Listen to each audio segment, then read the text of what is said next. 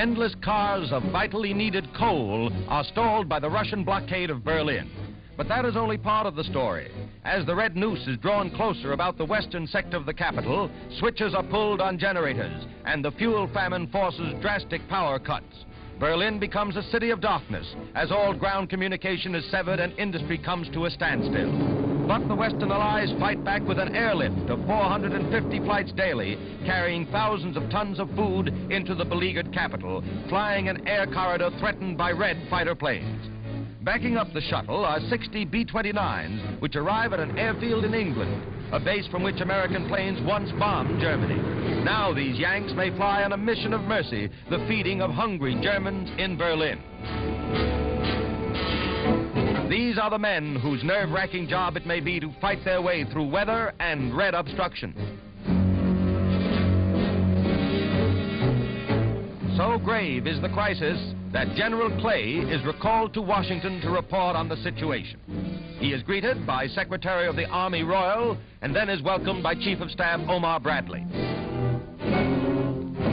On his shoulders may rest the responsibility for peace or war, and the Commander-in-Chief at the White House awaits his appraisal of the most explosive situation yet in the struggle between East and West.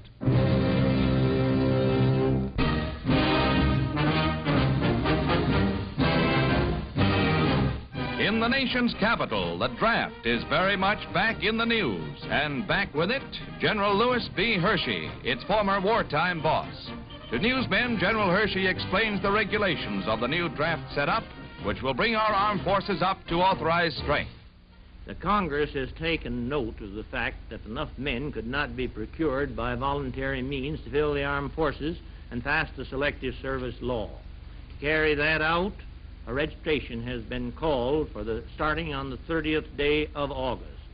All men between 18 and 25 will be required to register. I repeat, all men. This includes veterans as well as members of the National Guard and the Organized Reserve of the Army, the Navy, the Marine Corps, and the Coast Guard.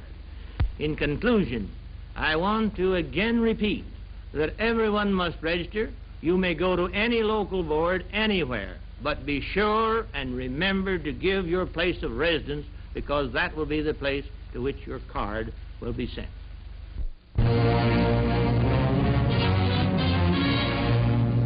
Following a year of investigation, 12 top communists in this country are rounded up. Eugene Dennis, William Foster are among those arrested, with Benjamin Davis in New York, accused of advocating the violent overthrow of the U.S. John Williamson, Henry Winston, and Jack Steckel are also members of the Red Hierarchy, indicted by a federal grand jury and held on bail pending trial. Communists and their sympathizers are screaming foul. That is their right, as is a fair trial. The very rights they allegedly want to overthrow protect them now as Americans. At the port of Izmir, 4 American submarines are officially turned over to the Turkish Navy. All veterans of Pacific fighting, the craft are gifts from America. Turkish sailors come aboard to take over after the transatlantic voyage. The subs will strengthen the Turkish fleet, uneasily eyeing Russia. In the final act of transfer, the Stars and Stripes come down, a flag that scourged the Jap fleet in the Pacific.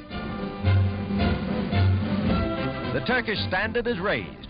Turkey, steadfast in the face of threats to the Dardanelles, retains her position in the family of free nations against all pressure. American aid bolsters Turkey, and it comes in a moment of unrest in the Middle East as well as throughout Europe.